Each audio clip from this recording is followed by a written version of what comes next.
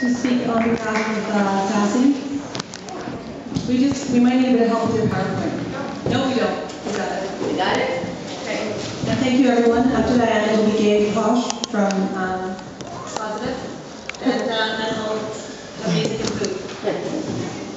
Hi, I'm Diane Tobin from VANDU, and this is Charisse from VANDU too.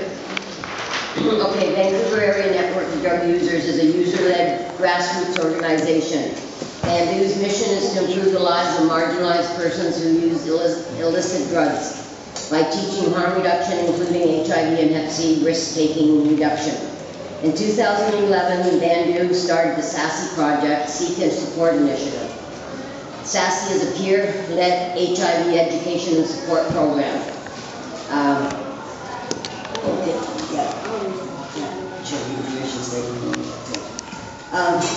Some of the objectives, in many international settings, injection drug use is responsible for high incidence and prevalence of HIV infection. Unfortunately, HIV-infected injection drug users experience suboptimal rates of initiation and adherence to available treatment. It is critical that injection drug users become the focus of HIV prevention and treatment initiatives in order to reduce the rates of HIV-related morbidity and mortality in this population. Recently, the Vancouver Area Network of Drug Users created one such initiative to address the burden of HIV and injection drug users in the form of SASE. We heard about the money coming in for, well, we didn't. VIDUS did first, and we worked with VIDUS quite a lot in other projects. And Cody and Caitlin from VIDUS came over, and they thought VANDU would be a really good fit to get some of this money, because we're always scraping the bottom of the barrel to get funding. So for the first 3 months, that was like January 2011, and for about the first 3 months we didn't have any funding, didn't know whether we were going to get any funding from it, but we started to work on the SASE project. As a SASE member, I have been involved in all aspects of the planning and implementation of the program. Okay. Yeah. Show me permissions. This is one of the first things. Once we got together, we didn't know exactly what we wanted to do. So for the first little while, that's what we did. Tried to get together everything we wanted to do, and this is what we came up with. Okay. Our mission statement is VANDU SASE is a user-led program that provides peer-to-peer HIV and Hep C education, testing, and support. Through outreach, VANDU SASE seeks to reach the most vulnerable members of our communities to provide testing and support that is comfortable, safe, confidential, and compassionate. VANDU SASE strives to inform, support, defend, and protect our community and our right to live and function free from obstacles caused by addiction, prejudice, and lack of compassion. So that was and then we decided that we had to change some of them. Wait a minute. The format we were going to use, SASE's goal is to increase access to HIV testing and treatment among IDU injection drug users with particular attention on connecting HIV positive to relevant health and social supports. But because Portland was doing all the big testing in the fairs, we had to sort of change what we decided that what we were going to do, because there were so many people getting tested down here that it was ridiculous for us to do the same thing, test people down here and whatever. So we moved out into the outlying areas quite a bit. We did workshops all over the place, like the Lookout Shelter here and in North Vancouver, Gathering Place, Dunsmuir House, we went to Abbotsford, we went to Surrey. So we hit a lot of places that really need services in HIV testing. Fraser Valley is just horrible. Everything VANDU ever does with Fraser Valley, the internet test for that is just terrible. So, you did it. Oh yeah, I know. The curriculum. We spent about 6 months actually putting together a curriculum. What some of the things we wanted to do were workshops. We decided on a discussion group, and the workshops we did into two segments. So anybody that went to the first one came in for the second one, and we were giving $5 instead of a card, but that wasn't to be tested. We weren't paying to get anybody to get tested. We were paying for them to come to the workshop for the education, because we know how much education is going to change the way people, the stigma, all of that stuff. And we know the basic ingredient in that is education, right? So that's, you can read all that stuff. I don't need to read it to you. You want to go on to the next slide? Okay, this is just one of our brainstorming. We just Yay! We started out with 15 people and no funding, and ended up with 12 and a little bit of funding.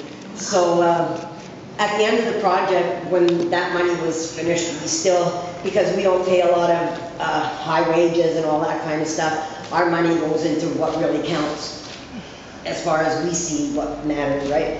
And so we had a little bit of money left over, and that's what we're working on now, hoping to get more funding on this second year, because it has been a really, really successful program.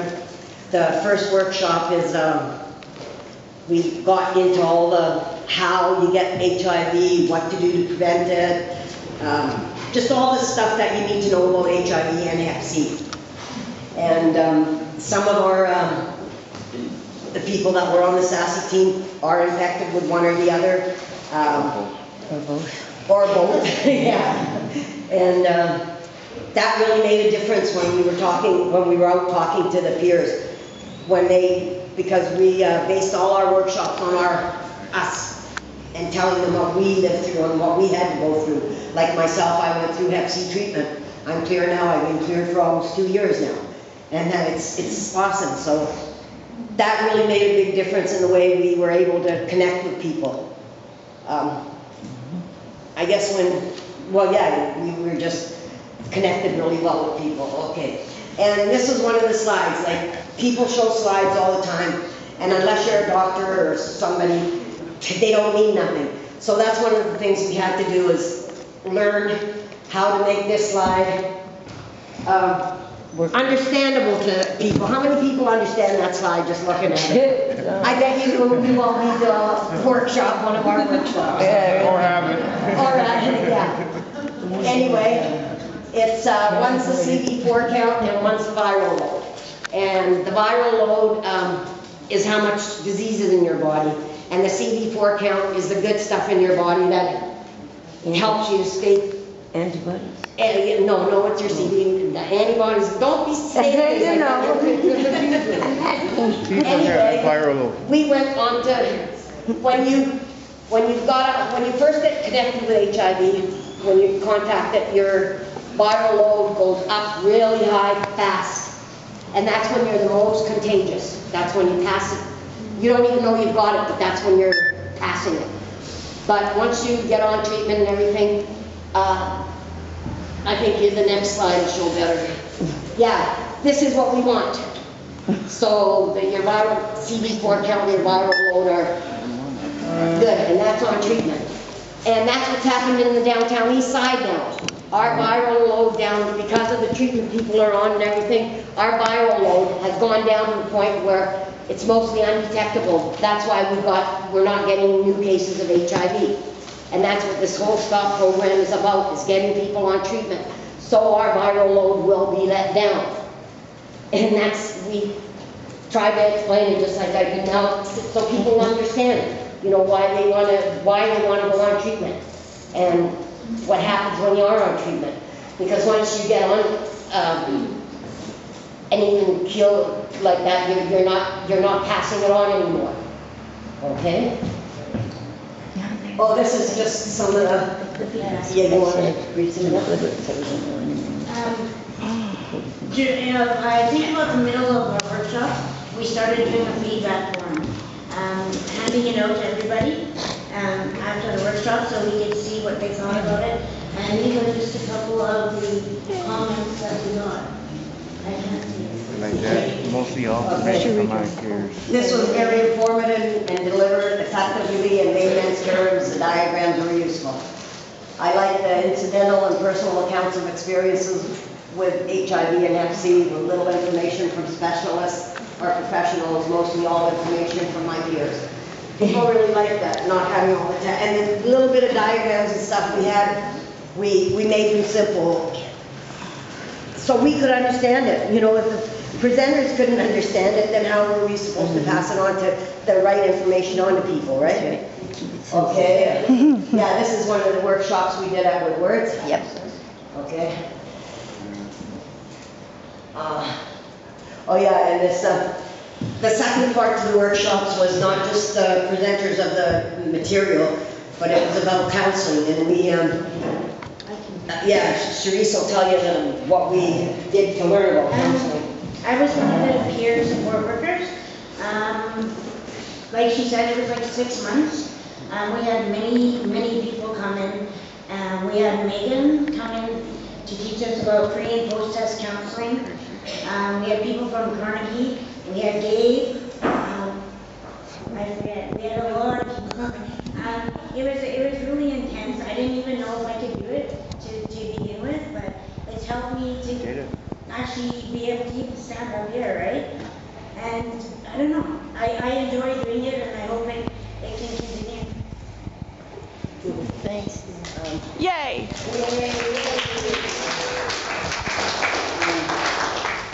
So yeah, our counseling, we really took it seriously, that we didn't do anything wrong, you know, like that. So we, like she said, we had Megan come in. She's I don't think she's a student anymore, Megan? Yeah, Misty, we had the student nurses. And at our workshops, we had Tracy. yeah, all kind of, we didn't have nurses at all the workshops, but the ones that they could get to, we had. And we would have, well, the stats will come up in a minute here. What else is there? Oh yeah, then after, with the counseling and all that, we got 6 of us were counselors and 6 of us were presenters. And there were always 4 of us at the workshops, 2 as counselors, 3 as facilitators there. And Caitlin from Vitus and Cody, they were really good. Now our new coordinator is right back there, Hugh. He's taken over. With the money that we had left, VANDU was so good with money. The money that we had left, we're carrying on. And he's our new coordinator, so yeah, Yeah, Hugh! Okay, and then another thing, we tried to start 2 discussion groups. One was with people who had family or somebody who had one of the viruses, right? And one for people who were infected. But for some reason, we had no stipend first, and that's a real initiative to get. You know, people are missing out on lunches. You know, all you guys know about the incentives. So what we tried was $2, lousy $2 and a snack, and combined it into one. So it wasn't, there was no outing anybody. You could come if you were either infected or had somebody or whatever. And our discussion group was whatever the group, every week, whatever the group wants to discuss. We go around and ask everybody how their week was and what they'd like to discuss that week. And we write it on the board, and we go around after everybody's told us and talk about those things. That way it's not something that's prepared, it's what they need right now, today. You know, and the things like about potassium and things that